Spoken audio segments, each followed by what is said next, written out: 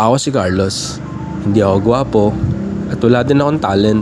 Pero masarap naman ako. Chot! At ngayong araw nga ay nagpasama sa akin ang aking kaibigan na pupunta sa bangko. At bago kami pumunta sa bangko ay pupunta muna kami sa grocery upang bumili ng maiinom. At sa paglalakad ko nga ay nakakita ako at nakatanaw ako ng gumagawa ng pader. Ganito nga pala kaliit ang hollow blocks na ginagamit nila dito sa Malaysia.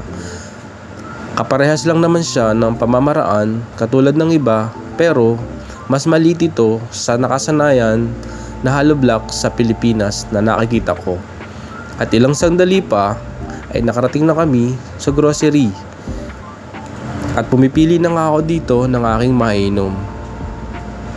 May Yakult din nga pala dito sa Malaysia.